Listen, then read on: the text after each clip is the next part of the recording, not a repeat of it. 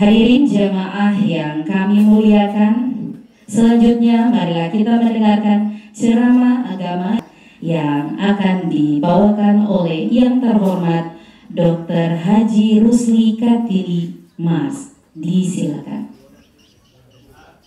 Bismillahirrahmanirrahim. Assalamualaikum warahmatullahi wabarakatuh.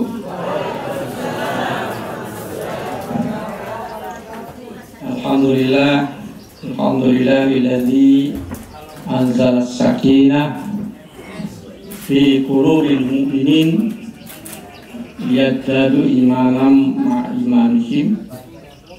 Allahumma sholli wa sallim wa barik ala Muhammad wa ala alihi wa ashabihi ajma'in, amma ba'd.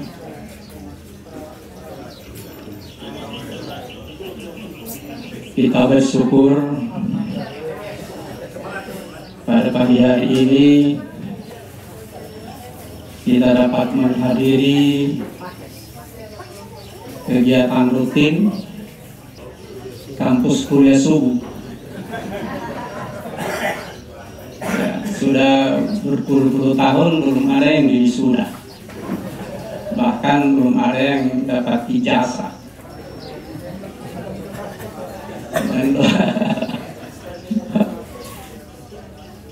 Tapi mudah-mudahan ini di foto supaya ada kenang-kenangan kalau kita reuni di surga nanti. Karena katanya Pak Anu wisudanya nanti di surga. Yang saya hormati Bapak Ketua Pimpinan Wilayah Muhammadiyah Provinsi Gorontalo yang sudah memasuki masa purna bakti sebagai ASN dalam keadaan husnul khotimah. Karena tidak semua orang mengakhiri pengabdiannya di ASN itu dengan husnul khotimah. Dan itu suatu pencapaian yang tidak mudah. Karena menjadi ASN itu penuh dengan perjuangan, ya harus kuat iman, harus menyediakan waktu, dan itu alhamdulillah sudah dilalui oleh Pak Sabara dengan sangat baik. Dan tentu pengabdian itu tidak berhenti. Telah menunggu pimpinan wilayah Muhammadiyah untuk mulai diseriusi. Pak Sabara pernah bilang kalau saya pensiun saya akan berkantor di Darul Arqam. Tapi Parpina harus ikut ketua. Persoalannya tinggal gajinya berapa berkantor di sini. Ya. Saya melihat wajah-wajah Bapak Ibu pada pagi hari ini, semuanya wajah-wajah senyum, wajah-wajah surga. Karena di dalam surat Abasa ayat 38 itu wujuhu yauma idzin musfirah. Pada hari ini ada wajah-wajah yang berseri-seri. Itu ciri-ciri orang yang akan masuk surga. Dhahikatu mustabsirah. Mereka tertawa dan bergembira. Jadi kalau ada yang tidak senyum di sini, saya tidak tahu calon penghuni apa. Ada juga orang-orang yang wajahnya muram, itu penghuni neraka. Makanya saya berharap pada ibu-ibu, bapak-bapak semua untuk selalu tersenyum. Asal jangan senyum-senyum sendiri. Ada tiang listrik baru senyum-senyum. Nah, itu ke rumah sakit Tom Mulyato. Ya. Alhamdulillah. Ya, saya hormati Bapak Rektor Profesor Dr. Abdul Karim Masawong. Ya, saya hormati Unsur Pinhar.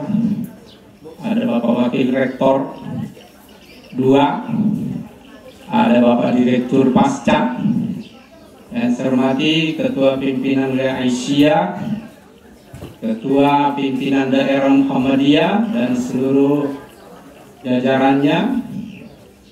Yang saya hormati Ketua Pimpinan Daerah Aisyah, mungkin ada di Jakarta, dan jajarannya sebagai pemilik Rumah Sakit Siti Khadijah. Ada juga Ketua Pimpinan Daerah Aisyah Bone Bolango. Yang saya hormati para pimpinan cabang dan ranting sekota Gorontalo, yang juga sebagian besar juga ada Ketua Badan Takmir Masjid Muhammadiyah sekota Gorontalo, dan seluruh jamaah yang insya Allah semuanya berbahagia. Saya diminta menjadi penceramah di rumahnya atasan saya, dokter. Dan di sini banyak dokter, ada dokter Arfan, dokter Salahuddin, ada dokter Kadi Masau, dan saya cuma dokter. Tetapi dokter dan dokter itu cuma beda satu, cuma beda di kancing baju.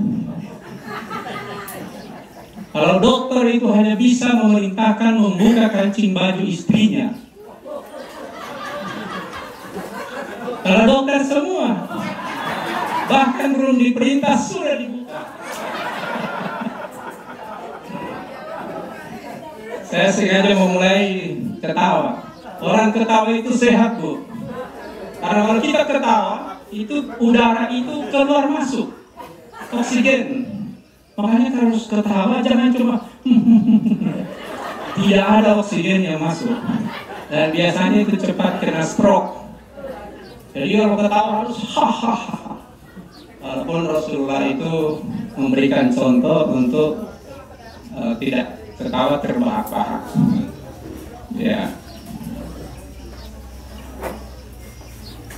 Karena ini kuliah subuh, pada beberapa bulan lalu saya diminta kuliah subuh di rumahnya Ibu Hilma. Kalau kuliah itu kan harus ikuti kurikulum. Ya, kalau di rumahnya Ibu Hilma saya membawakan kedokteran holistik, terutama aspek fisik dan aspek psikologis. Sebetulnya kedokteran holistik itu ada 5. Fisik, kemudian psikologis, kemudian spiritual, kultural, dan sosial. Itu yang membentuk kita ini sehat atau tidak. Sekali waktu saya menjenguk seorang warga Muhammadiyah yang dirawat di rumah sakit Alwi Sabu karena mengalami stroke ringan. Jadi saya membesuk. Sementara bercerita, bercengkerama itu, tiba-tiba saya mendapat pertanyaan yang sederhana tapi susah dijawab. Pertanyaannya begini, Pak Dokter, ini kan dokter ini sudah banyak. Ada dokter umum, ada dokter ahli, ada dokter spesialis, dokter super spesialis. Kalau saya dokter tidak umum. Karena kalau dokter umum itu kan di tempat praktek. Ini saya cuma di kuliah subuh. Ya. Ya. Pengurus Muhammadiyah itu kan dokter tidak umum. Kira-kira jawabannya apa? Pertanyaannya begini, banyak dokter, banyak rumah sakit, di kota itu ada 7 rumah sakit, 3 rumah sakit swasta, 4 Multazam, Bioklinik, Rumah Sakit Islam, dan Siti Khadijah. Kemudian ada 3 rumah sakit pemerintah, dengan tipe yang sudah meningkat. Seluruh provinsi Gorontalo ada 22 rumah sakit, 91 puskesmas, dan 50 klinik. Alat kesehatan sudah sangat canggih, tapi katanya kenapa tetap banyak orang sakit? Baru saya, dalam hati saya, kalau tidak ada orang sakit, baru orang semua apa? Ya, semua tutup itu rumah sakit. Tapi bukan itu jawabannya. Jawabannya adalah bahwa kedokteran itu, orang sehat itu ditentukan oleh 5 faktor. Yang pertama fisik tadi. Kalau fisik itu makan, minum, olahraga. Kalau makan minum saya sudah bahas kemarin waktu di rumahnya Ibu Ilma. Wakulu wasrabu walatusriku innahula yuhibbul musrifin.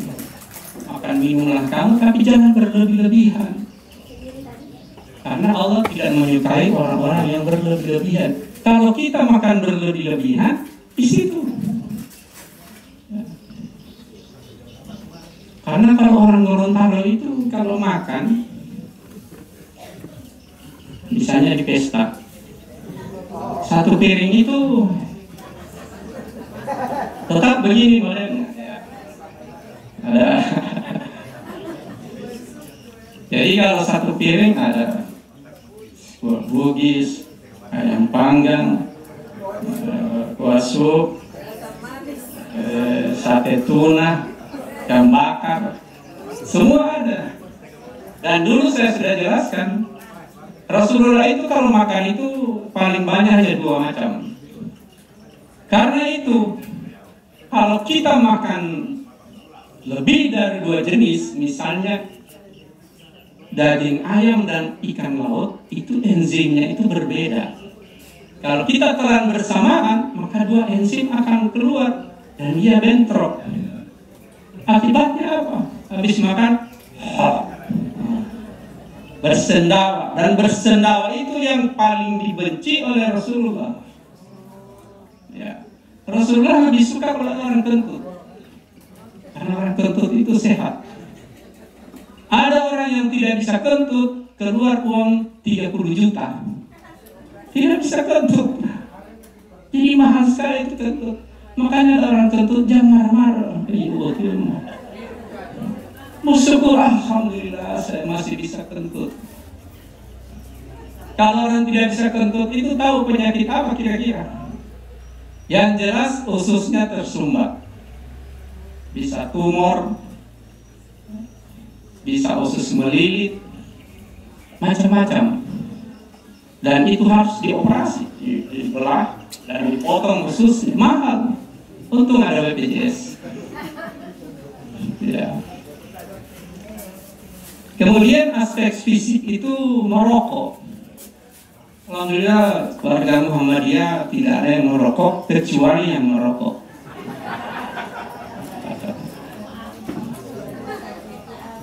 Waalaikumsalam. Pemerintah itu melalui BPJS telah mengeluarkan 10 triliun setiap tahun untuk membiayai penyakit akibat rokok. 10 triliun, uang semua itu. Dan dari 10 triliun itu 40% jasa dokter. Jadi kalau ada yang merokok, dokter senang. Tapi kewajiban saya menyampaikan. Saya pernah diprotes, Pak dokter bilang kalau orang merokok itu cepat mati. Benar. Kenapa yang banyak mati di rumah sakit itu yang tidak merokok? Saya bilang benar. Karena yang merokok belum sampai di rumah sakit sudah mati. Ya, itu jawabannya. Ya, kalau itu. Mereka mati di lapangan badminton, mati di sementara lari-lari, tapi ada juga yang meninggal sementara khotbah, sementara sholat, tapi mereka bukan perokok, memang sudah ajar. Ada juga yang bilang begini, kenapa Dia bilang begini, saya merokok itu karena saya ingin menghilangkan rokok di Indonesia. Caranya bagaimana? Kalau saya bakar itu pabrik, saya ditangkap polisi. Lebih baik saya bakar satu persatu. Nah, itu juga korban. Ada yang di sini begitu? Oh, tidak usah bilang-bilang. Makanya Rumah Sakit Siti Khadijah sekarang saya sediakan dokter spesialis paru-paru. Ya, baru saya sembunyikan di bagian di jalan dari mall itu, supaya tidak boleh aturannya, tidak boleh poli paru bergabung dengan poli lainnya. Karena nanti yang datang kalau misalnya sudah TBC itu bisa ditularkan, sehingga polinya itu ada di belakang. Jadi kalau di sini ada yang mau poli paru, jangan lihat di depan, lihat di belakang. Gitu. Bukan diskriminasi. Kemudian ini berapa menit ya? Alkohol itu kan unsur-unsur yang alhamdulillah tidak ada orang Muhammadiyah yang minum alkohol. Ya. Cuma orang yang banyak minum alkohol sekarang ini juga salah penjeruhan. Salah penjeruhan. Pernah di sekolah ada seorang guru, dia ingin menyampaikan bahaya alkohol. Diambil satu gelas air, ditaruh cacing, kemudian ditaruh alkohol. Nah, gelas yang ada isi air dan cacing kena alkohol mati. Baru ditanya, adik-adik, ada yang bisa menyimpulkan? Ada. Apa itu? Kalau supaya tidak cacingan, maka minumlah alkohol. Itu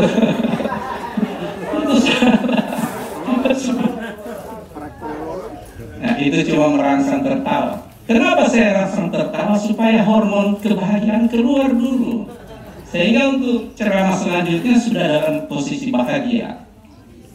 Dan yang tidak tertawa itu ya tunggu-tunggu saja.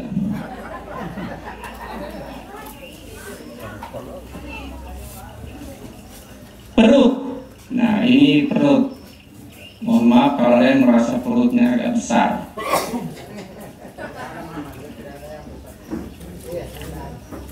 Allah Subhanahu wa taala berfirman, "Fal yanzuril insanu ila ta'ami." Hendaklah kamu memperhatikan makananmu. Artinya perutmu. Rasulullah itu kan tidak pernah sakit. Rasulullah, saya ulangi kembali, Rasulullah sakit itu hanya 2 kali. Ketika diracuni oleh seorang wanita Yahudi karena suaminya terbunuh pada perang Khaybar, dia membawakan Rasulullah itu daging panggang, tapi sudah dilumuri racun. Rasulullah sempat memakannya dan sakit, kemudian berbekam. Sakit yang kedua ketika Rasulullah itu akan wafat. Tapi sakit Rasulullah kalau mau wafat itu cuma panas, cuma flu, tidak seperti manusia sekarang. Kalau mau meninggal stroke, masuk ICU, DM, bertahun-tahun luka. Ada yang stroke meninggal, ada yang macam-macam. Kalau Rasulullah tidak. Nah, itulah bukti bahwa Rasulullah itu mengamalkan yang saya beri ilmu, namanya ilmu kedokteran holistik yang tadi. Jadi ilmu kedokteran yang memadukan antara aspek fisik, psikologis, spiritual, sosial, dan kultural. Sekarang yang kedua, aspek psikologis. Nah, ini yang agak panjang pembahasannya. Rasulullah itu pelopor kedokteran holistik. Di dalam Al-Quran, surat Asy-Syams ayat 9. Bismillahirrahmanirrahim. Qad aflaha man zakkaha wa qad khaba man dassaha. Artinya berbahagialah orang yang menjaga hatinya dan merugilah orang yang mengotorinya. Kemudian ada hadis Rasulullah, inna fi jasadi mudghah fa idza saluhat wa saluhat jasadu kulluhu fa idza fasadat jasadu kulluhu. Wa hiya ala qalbi. Di dalam diri manusia ada segumpal daging. Apabila daging itu rusak seluruh tubuh. Apabila daging itu baik seluruh tubuh. Wa hiya ala qalbi. Daging itu adalah qalbun, hati. Nah, belakangan ada seorang pelopor ilmu kedokteran jiwa bernama Ibnu Sina. Dia menemukan bahwa ada hubungan antara jiwa dengan tubuh. Dia ingin membuktikan hadis ini. Jadi dia teliti beberapa orang itu, ternyata kalau hatinya sedang susah, gelisah, stres, maka akan tampak gejala-gejala pada tubuhnya. Kemudian lahirlah konsep psikosomatis. Artinya penyakit jiwa, kelainan jiwa yang mempengaruhi tubuh. Nah, bukunya Ibnu Sina ini kemudian ketika pusat peradaban Islam dikalahkan oleh Romawi, itu dilarikan, dicuri, dibawa ke Eropa. Dan nama Ibnu Sina diganti menjadi Avicenna. Saya pernah di kuliah kemarin itu, saya pernah memberikan contoh bagaimana orang-orang yang psikosomatis itu. Kalau datang di praktek itu keluhannya banyak sekali. Malah begitu duduk, dia yang berbicara terus. Dokter cuma ya terus. Ya. Kadang-kadang saya tanya, ibu sudah berapa dokter ibu pergi akan? Ini dokter ke-18. Ya. Ternyata dia shopping dokter. Ternyata shopping itu bukan hanya di mall. Ada juga orang-orang yang suka shopping dokter. Dan gejalanya itu banyak, dari ujung kepala sampai ujung kaki. Saya ulangi kembali, saya tanya, ibu sakit apa? Saya punya kepala sakit, pusing, mata kabur-kabur, paru hidung ini tersumbat, saya punya mulut tidak enak, pembatalan akan, baru ini dada, mau dimelo hati ya, ombong botija boti, bukan bisa terus. Omong boti tidak boti sehat, patah boti tular, baru saya tanya ibu jam itu, susah dah orang tuh, malam kapan nanti? Nah, biasanya saya cuma melihat tanggal 28. Ibu kerja di mana? ASN. Saya cuma kasih obat penenang 3 biji, obat tidur. Tanggal 28 dia minum 1, tak tidur. 29 minum 1, tertidur. 30 minum 1, tertidur. Tanggal 1 gajian, sehat. Ya. Nanti tanggal 28 dia mau datang ulang. Ya. Gitu. Saya punya guru, profesor itu pernah bilang, kalian harus jaga itu penderita psikosomatis, harus dipelihara. Kenapa bro? Itu sumber pendapatan kita. Ya. Karena pada kalanya tiap minggu datang. Kalau bayar 100.000 kan, kalau dia 8 kali, 800.000. Baru ciri khas orang psikosomatis itu kalau dibilang, ibu tidak ada penyakit, pindah dokter nih. Dia suka penyakitnya itu dibenarkan. Jadi kalau bilang, dok, saya sakit perut. Iya, ada bangkat ibu mah. Kalau sebelah sini, nanti ibu periper, mana ada bangkat. Oh, baru beli obat, kasih resep mahal-mahal dia beli. Baru dia cerita-cerita, ternyata kita ada bangkat. Begitu. Nah itu orang psikosomatis biasanya umurnya pendek. Ya.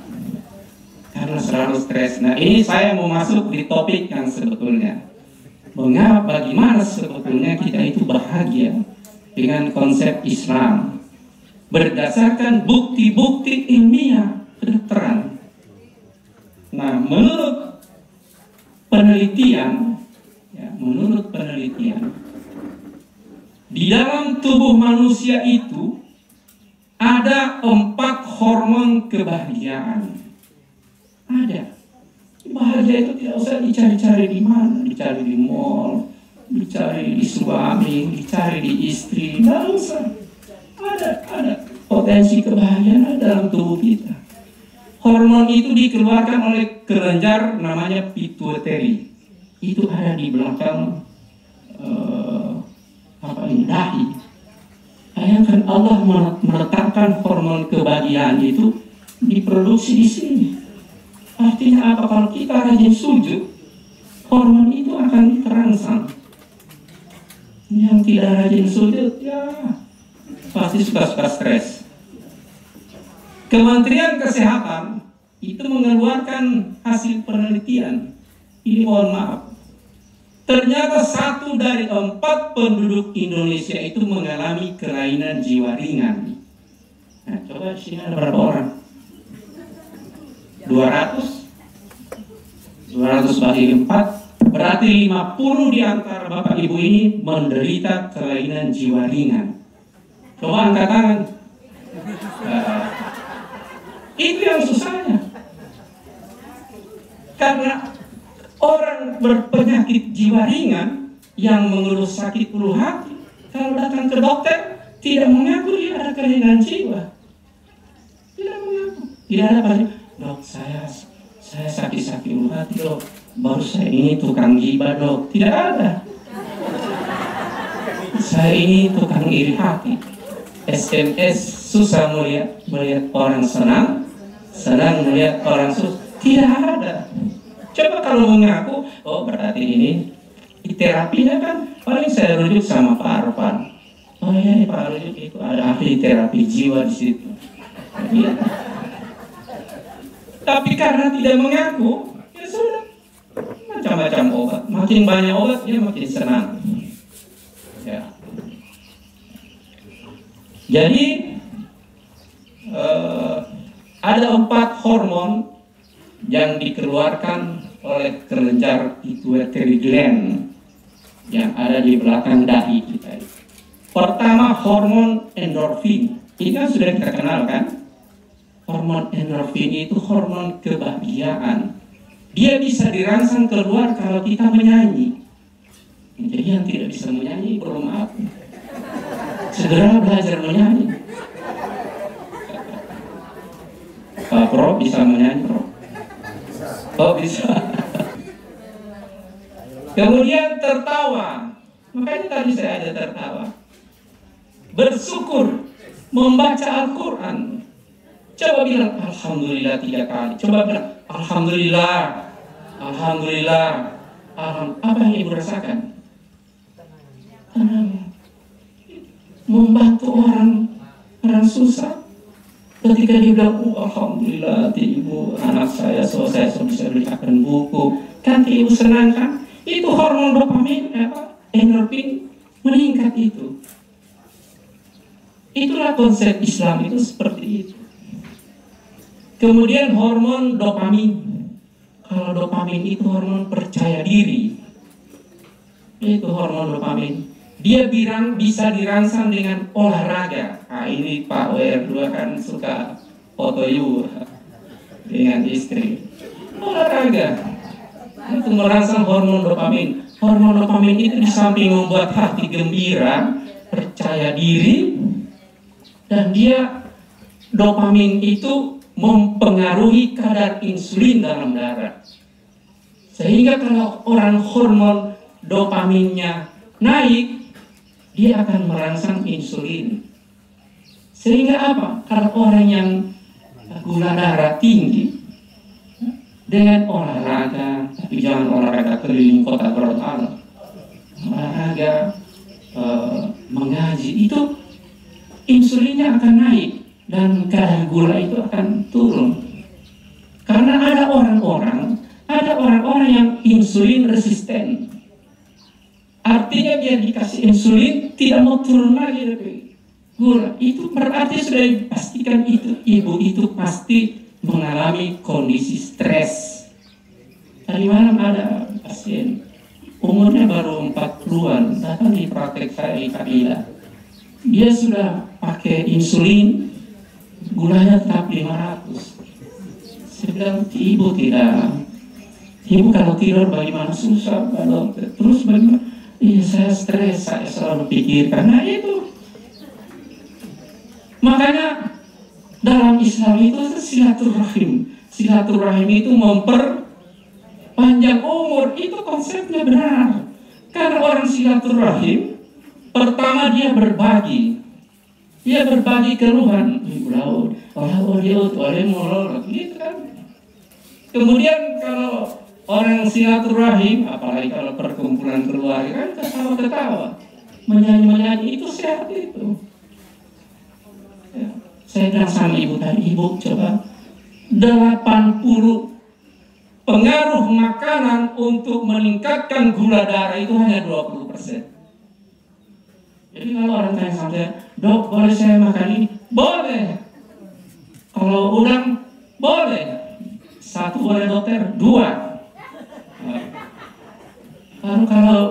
Kalau saya punya kolesterol menaik, jangan periksa deh, supaya tidak menaik. Itu saja. Bagaimana pun makan coba ingat deh, tidak usah ingat lab. Yang penting hati senang, hati tenang. Begitu. 20% saja. Dia tanya, Pak dokter boleh saya makan nasi? Boleh. Kenapa Pak dokter bilang boleh? Kan ibu tidak makan 1 tanpa nasi. Kan waktu luas Prabu kan 200.000. Boleh makan nasi, tapi kalau biasanya sehari 1 piring, dikurangi tinggal setengah piring. Supaya orang-orang kalau itu anjam butuh itu kan tidak dianggap makan. Tambah dengan sangkroho, Milo, kan supaya volumenya itu. Apalagi goroho dan Milo itu kadar glukosanya rendah. Ya, tapi kalau tidak makan nasi, lemas. Karena lemas tidak bisa kerja, dimarahi sama atasan, stres, gula naik. Untuk insulin tidak ada khasiatnya. Jadi begitu Bu, kalau untuk gula perbaiki hati. Ya. Kemudian,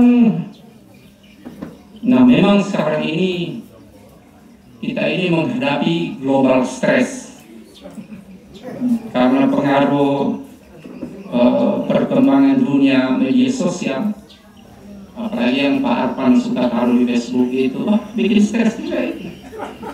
Sekarang kalau bank 3 bulan tidak dipakai, sampai akhirnya jadi lelucon. Kalau istri 3 bulan tidak dipakai, diambil oleh pemerintah juga. Bagaimana kalau utang 3 bulan tidak dibayar, diambil oleh pemerintah? Akhirnya mau jadi lelucon. Ya. Jadi memang sayati zamanun, akan tiba satu zaman di mana satu cirinya. Waktu terasa cepat berputar. Ini baru selesai Ramadan, sekarang sudah selesai haji.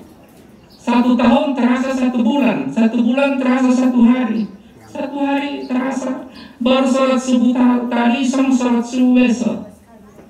Itu satu. Yang kedua, informasi cepat. Dulu orang kalau mau makan nasi goreng harus beli beras, beli rapa-rapa masak. Sekarang tidak. Beli nasi goreng dulu di depan rumah, grab, datang. Menurut Adi Hidayat itu tanda akhir zaman. Oleh karena itu nasihatnya jangan lagi tinggalkan sholat. Dan kemajuan teknologi itu meningkatkan stres. Banyak informasi hoax. Walaupun hoax itu sudah ada sejak zaman Rasul. Ada namanya Musailamah Al-Kazzab. Itu aja hoax di zaman Rasul. Cuma tidak disebarkan lewat medsos. Ya. Bapak Ibu yang dirahmati Allah, sudah berapa menit? Ya, ini saya sampaikan kegiatan-kegiatan yang bisa menaikkan hormon kebahagiaan. Pertama, tersenyum. Tapi coba saya minta tersenyum dulu. Bukan tersenyum itu tertawa. Tersenyum itu ada syaratnya. Senyum yang bagaimana yang bisa meningkatkan hormon kebahagiaan. Syaratnya satu, sudut bibir kiri dan kanan tertarik 1 cm.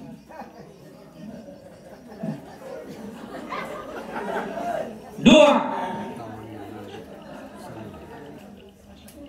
pipi sedikit terangkat. Coba. 3, mata sedikit tertutup. 4, gigi sedikit terlihat.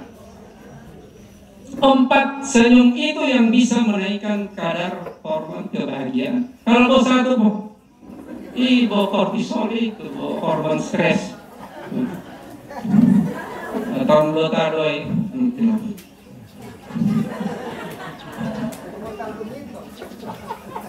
Senyum itu bisa membuat awet muda. Mau buktinya? Orang tersenyum cuma 1, 2, 3, 4, 5, cuma 6 otot yang berkontraksi. Tapi kalau orang marah, cemberut, 46 otot berkontraksi. Makanya mukanya cepat tua. Saya selalu tersenyum, makanya muka saya punya umur sudah 62 tahun. Ya. Cuma katanya ada yang bilang seperti orang 40 tahun. Ya. Puji diri sendiri. Ada kelainan jiwa ringan yang sekarang ini merajalela. Namanya NPD. Tahu itu NPD? Narcissistic Personal Disorder. Ini pasti ada semua mengalami, terutama ibu-ibu. Narcissistic Personal Disorder itu gejalanya satu, ingin dipuji. Dia merasa dia yang terbaik, sehingga orang lain harus memujinya. Maka puji. Karena dia selalu ingin dipuji, maka dia selalu membagus-baguskan penampilan. Untung sekarang ini ada efek aplikasi. Ya. Terutama bapak-bapak. Kalau pergi di pesta, banyak sekali ketentuannya. Saya kadang-kadang lucu. Kalau ibu-ibu, tidak ada aturan warna tas itu harus sama dengan warna sepatu. Ada itu? Tidak ada. Harus. Itu memang ketentuan. Siapa yang menentukan? Berarti bisa dikontrol. Ya. Karena kalau orang yang kita punya tas itu bahwa tidak sama dengan sepatu, kita tidak pergi di pengajian. Karena kalau pergi jatuh dua bom gitu. Itu ciri narsisistik. Yang kedua, ini ada semua ini. Kalau foto rame-rame, foto kamar motor, panitia apa ini? Begitu saya tambah dulu. Kalau dia foto tidak gerak, hapus. Nah, dia tidak melihat orang lain punya. Pulang. Dia foto lagi. Mana? Oh ini bagus, ini share ya. Padahal orang lain dia. Itu gejala NPD ringan. Dalam tingkat yang tinggi NPD itu sombong. Kalau sudah sombong itu batarul haq wa khontom nas. Ya, merasa paling benar, merendahkan orang lain. Dan kalau itu yang terjadi, hormon stres meningkat. Ada dua hormon stres, kortisol, adrenalin. Nah, adrenalin itu dirangsang kalau orang marah. Makanya dalam surat Al-Imran 134, alladzina yunfikuna fis sarrai wad dharrai, yaitu orang-orang yang berinfak di waktu susah dan senang. Baru wal kadhiminal ghaiz, itu orang yang selalu menahan amarahnya. Itu juga mengenai amarah ini, Bu. Kalau orang marah, yang naik itu hormon adrenalin. Mau saya jelaskan apa efek hormon adrenalin? Pertama, denyut jantung menjadi cepat. Denyut jantung normal itu mungkin itu normal. Kalau ada yang begini,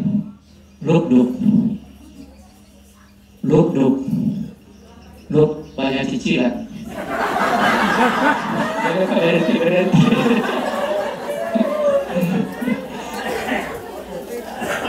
Ada juga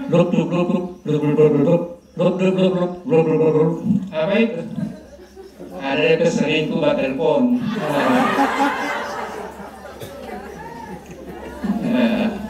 Nanti coba kalau BTN buat telepon, coba dengar dengan stetoskop itu, pasti beda-beda dia punya bunyi. Adrenalin itu meningkatkan denyut jantung menjadi cepat. Satu. Yang kedua, menaikkan tekanan darah. Kalau orang yang dasarnya sudah darah tinggi dan marah, stroke, mati. Bisa. Ya, alhamdulillah min dzalik. Kemudian yang kedua, karena denyut jantung menjadi keras, darah itu banyak ke kepala. Terjadi turbulensi darah di kepala. Kalau terjadi turbulensi darah di kepala, pikiran itu tidak rasional lagi. Apa yang terjadi? Istri tidak dilihat lagi sebagai istri. Suami dilihat sebagai orang asing.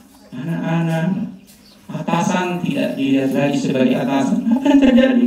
Pernah dengar kasus pembunuhan seorang istri membunuh suami? Cuma gara-gara gaji ke-13 dia tidak setor. Pulang kamar dia susah, dia bensin 2 jet. Masuk suaminya, mana uang? Tidak ada. Dia siram dengan bensin, dia bakar. Marah.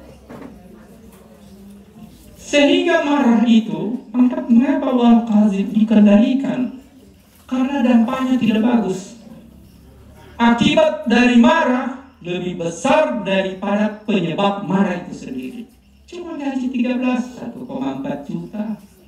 Kehilangan nyawa, anak 2 masih kecil-kecil. Makanya kita diperintahkan mengendalikan amarah. Kemudian disambung dengan wal afina aninnas. Kalau marah sudah maafkan saja. Kalau kita memaafkan orang, hormon kebahagiaan itu naik keras. Tapi kalau kita pendendam, hormon kortisol. Nah, kalau kortisol itu bikin keropos, bikin jantung, itu. Nah, mengenai marah ini ada 4 macam. Saya minta yang hadir bisa menilai diri sendiri, masuk di kategori mana. Yang pertama, ada orang cepat marah, cepat hilang. Ini biasanya siapa ini? Biasanya ibu-ibu ya. Kalau anaknya menjengkelkan, marah tapi hilang. Ini termasuk bagus, marahnya untuk pendidikan. Guru-guru itu tipe marahnya begitu. Tapi yang kedua, ada orang lama baru marah, cepat hilang. Kira-kira ini bagus? Bagus ya? Artinya jamu damai mati, tidak pendendam. Ini orang sehat ini, umur panjang dia. Yang ketiga, Ada orang cepat marah, lama hilangnya. Nah, ini siap-siap saja langganan dokter. Kalau penderita stroke, berdendam, hormon kortisolnya selalu naik. Tunggu 40 tahun sudah sakit pinggang, ada tinggi gula. Dan ada orang yang lama baru marah, lama hilangnya. Kira-kira bagus ini? Tidak bagus juga. Nah, sekarang saya tanya, mana yang di kelompok 1?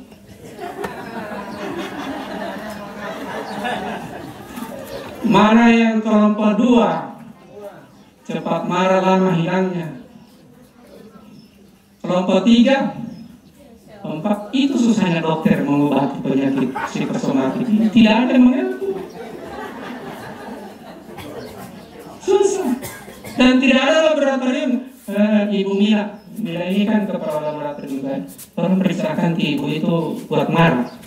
Tidak bisa nih. Coba cek akan apa ada tukang SMS di ibu itu. Tidak ada pemeriksaan. Makanya pengobatannya susah untuk penyakit psikosomatik. Yang bisa mengobati cuma kita. Kembali kepada ajaran Islam.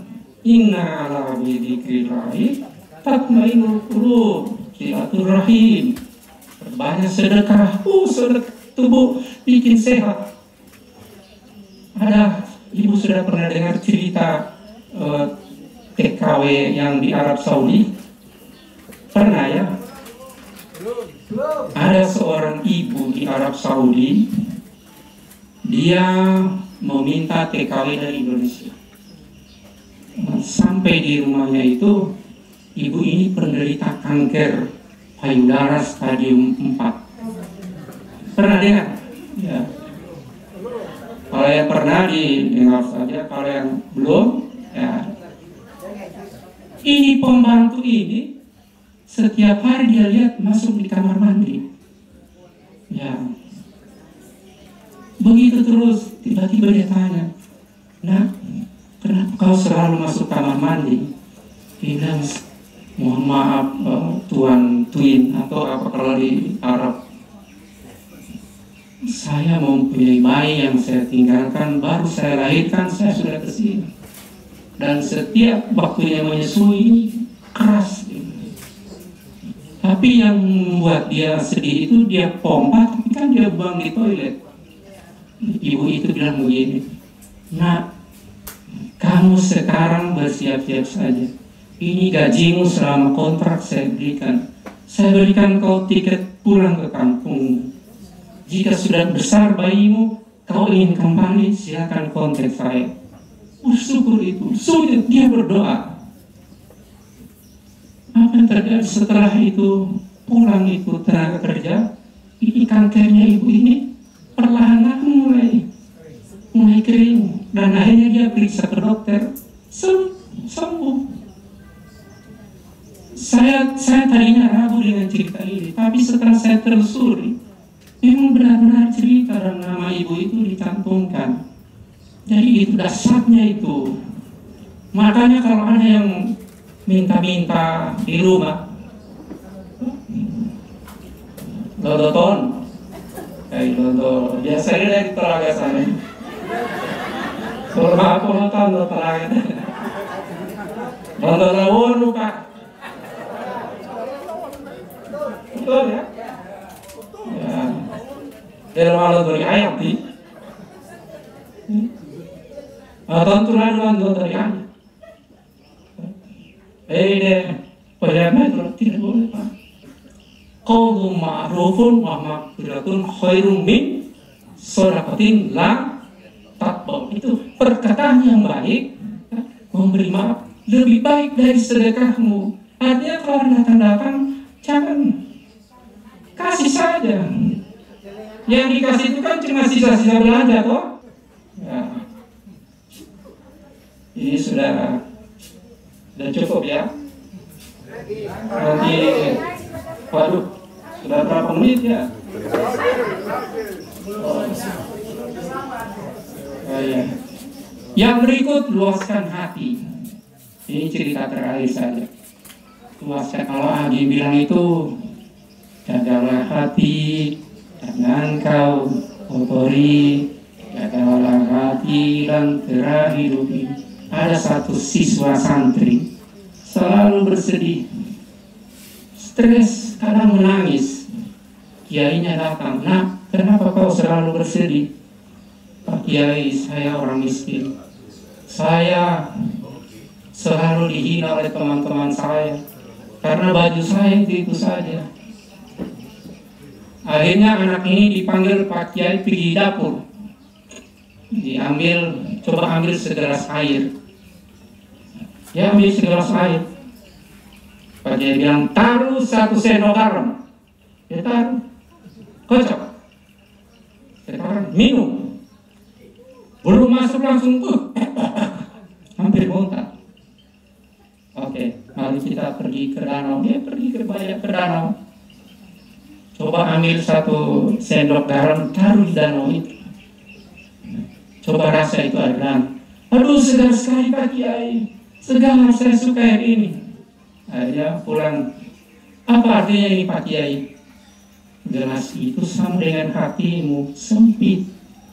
Sehingga garam sesendok kau sudah tidak bisa minum. Dan danau itu gambaran hatimu. Garam sesendok tidak dirasa.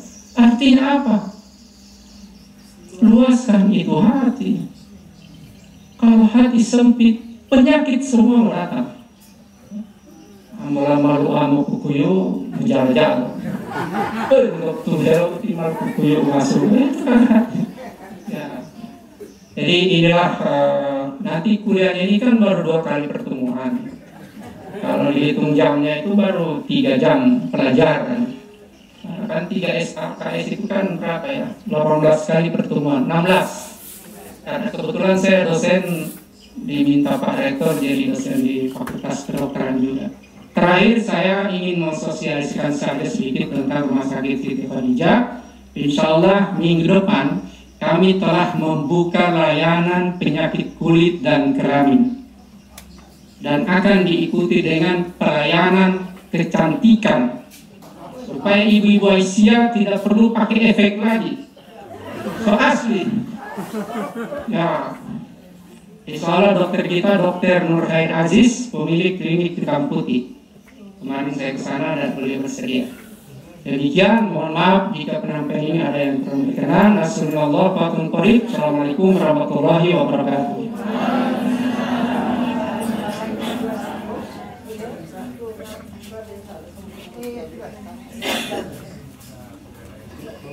Demikian ceramah yang disampaikan. Kepada Bapak kami ucapkan terima kasih. Semoga setiap untayan ilmu yang disampaikan dapat kita amalkan dan menjadikan kita pribadi yang patut bersyukur atas nikmat kesehatan.